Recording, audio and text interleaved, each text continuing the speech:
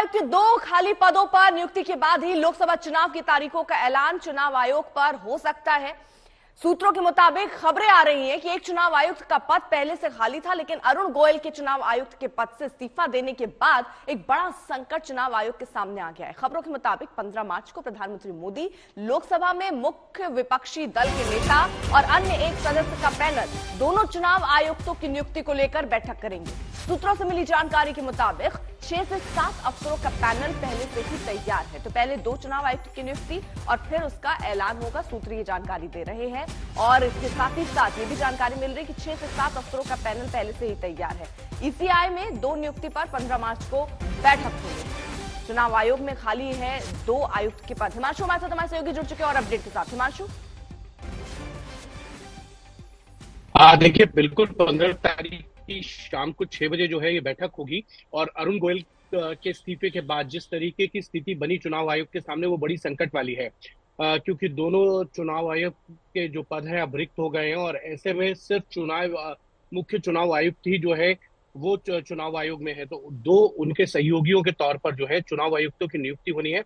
15 तारीख को ये बैठक होगी और उस बैठक के अंदर 2 नामों पर जो है वो मोहर लग जाएंगी कि अगले देश के चुनाव आयुक्त कौन होंगे 2।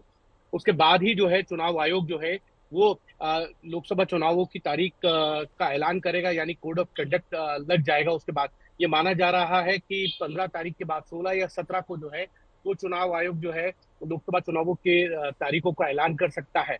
लेकिन उससे पहले दोनों मुख्य चुनाव आयुक्त जो है उनकी अपॉइंटमेंट बहुत जरूरी है और उसको लेकर ये बैठक हो रही है। विपक्ष इस बात को लेकर सवाल उठा रहा है कि अरुण गोयल ने इस्तीफा क्यों दे दिया चुनावों के लोकसभा चुनाव से पहले। तो तमाम इन सवालों के जो है वो तो उठ ही रहे हैं। साथ ही साथ सरकार के सामने इन 2 नए चुनाव आयुक्तों की नियुक्ति बहुत ही महत्वपूर्ण भी है। ठीक है हिमांशु, आप नजर बना रखिए। तो विजय गोयल के इस्तीफे और चुनाव आयुक्तों की नई नियुक्ति को लेकर सियासी बयानबाजी भी तेज है।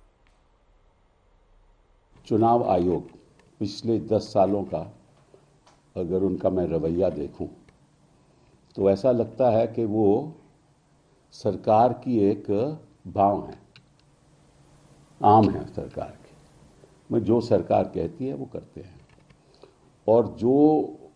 और ऐसे ऐसे लोग वहाँ बिठा रखे हैं जो सरकार के इशारों पे चलते हैं। ये मैं नहीं कह रहा, ये जनता का काम चुनावों से पहले बयानबाजी करना है। कभी ईवीएम पर ठीकरा फोड़ते हैं, कभी इलेक्शन कमीशन पर।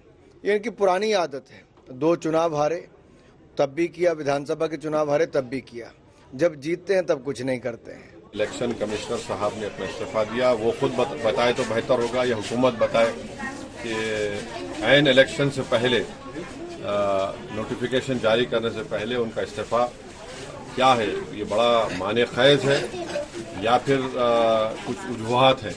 हुकूमत को चाहिए कि वो बताएं क्या वजह है और फिर अब आ गया कि हुकूमत एक इलेक्शन से नोटिफिकेशन से पहले अब आप वो 2 इलेक्शन कमिश्नरों को अपॉइंट करेंगे।